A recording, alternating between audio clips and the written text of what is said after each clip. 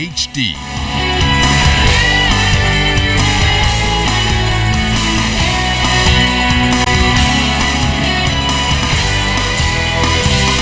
ZNS Network presents The Bahamas Tonight. This portion of the news brought to you by BTC Every Day.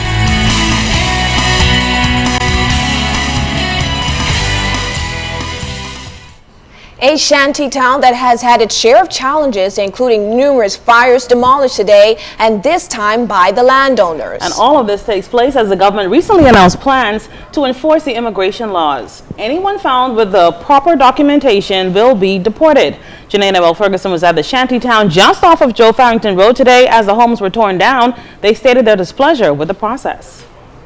Earlier today, dozens of homes that made up a shanty town here off Joe Farrington Road stood right where I'm standing, but now they are no more. Although residents received notice to vacate the area last year, nothing happened. But several weeks ago, they received another notice to leave the area, and they say it's an injustice.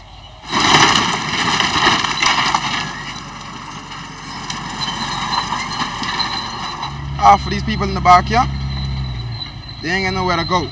And the police came in here yesterday. They saying they give them how much hours must you want? 5 hours just to move. That don't make no sense. Even if you gotta give them a whole month. But I understand. They got the order from last year though, and they were told that they would have to get out in 30 days from last July. Yeah, but this side was already cleared up. But when you like when you look at it, I take an example as the one right there, what live right there.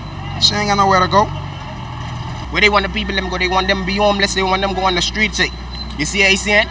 People like them is force people to do bad things on the streets and really this and that one. You see how you saying? They gotta understand, but it's more Asian Bahamian in this country than fucking Bahamians. Sorry for my language. You see how you saying? And we ain't scared. They ain't want to start something where they ain't good can't finish. But when they received the same letter, everybody was thinking like, hey, we had this letter before, that the same one signature of the same people who signed this letter. That's why the people didn't think like it was gonna happen, but suddenly it's happened. What can they do? Nothing. I don't know where I go yet, cause when you no got money to pay rent, you can't put you on people. They may spend money to build house, they can't make you stay free. Now residents in this community were obviously upset as they felt exploited by the owner of this property, who still collected rent after notice was given. There ain't nobody, man. There ain't nobody free to stay around and hang up with them, man, because they ain't no friends. Take advantage of the people, man. You understand? They said they take advantage. You know how they say every day, these people, every Sunday, these people collecting your money. Huh? And I know now, right now, all them watching right now saying, yeah, really this and that. Why they ain't come and say, yeah, these people is paying me and do this and that, huh? I understand when they come now, like properties like this, that's the man property you gotta pay him, but people in the back was willing to pay him, you know. Long time people pay rent, now people no pay rent. I know lie, say you make me pay rent. That ain't you. Don't lie to people, God know like that. Now, according to the owner of this property, who did not wish to speak to us on camera, he admitted to collecting rent but said that stopped when the government put pressure on him. He says he's been lenient long enough and today is the day to move out. Janae Ferguson, ZNS Network News. Well, in a matter of days, illegal migrants in the Bahamas could be part of a potential mass deportation move. The Immigration Department is on target to implement its new immigration policy. That means migrants in this country without passports and residency stamps will be deported as of November 1st. But the Minister of Immigration, Fred Mitchell, says there should be no alarm. So far, the public commentary seems supportive, and it's just a question of getting the administrative ducks in a row. But my view about these things is that you impose a deadline on yourself and you meet that deadline.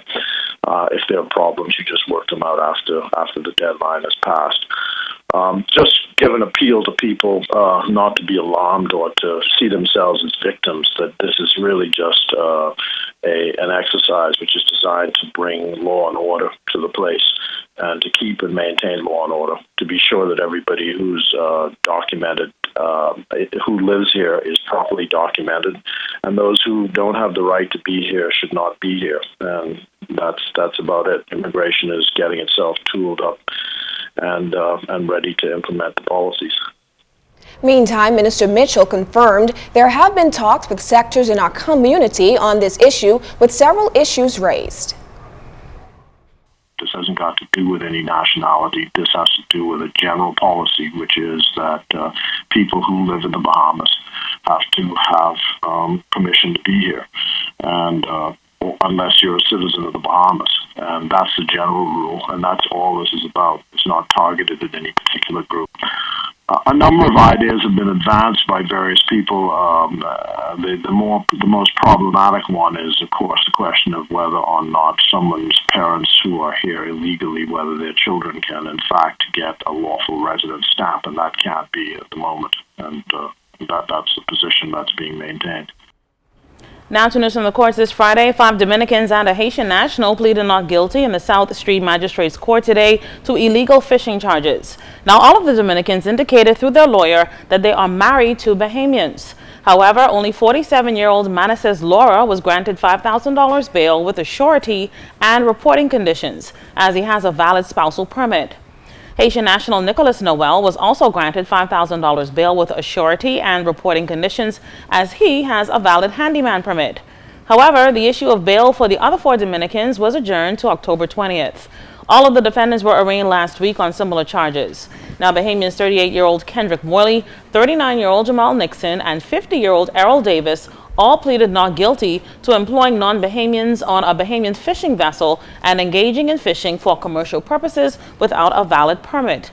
Nixon also pleaded not guilty to resisting arrest. They were each granted $7,500 bail, and the case was adjourned. Well, Luther resident Navarro Johnson returned to court today to learn his fate after pleading guilty to having unnatural sex with an 8-year-old boy. However, during the proceedings, Johnson changed his plea to not guilty. This after the court noted that Johnson indicated in his probation report that he pleaded guilty on the advice of his lawyer and was unhappy with the negotiated sentence.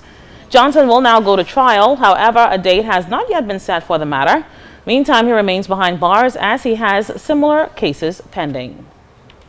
ZNS News has learned that Robert Myers is no longer president of the Bahamas Chamber of Commerce. Chamber sources telling our news team that a previously scheduled chamber board meeting focused almost entirely on the details of Myers' involvement in the importation of a 2013 Porsche Cayenne and charges by customs that he made a false declaration of more than $22,000. Earlier this week, ZNS News reported that the luxury hybrid SUV was brought into the country by a female relative of Myers at a declared value of under $50,000. The Colorado-based dealer confirmed for customs that the true cost of the vehicle was over $72,000. We also found out that almost $4,000 of clothing and groceries were found in the vehicle's trunk. However, Myers was allegedly charged with only a $10,000 fine. Our customs sources felt that the matter was handled improperly by Comptroller of Customs Charles Turner, a claim the comptroller dismissed as ludicrous.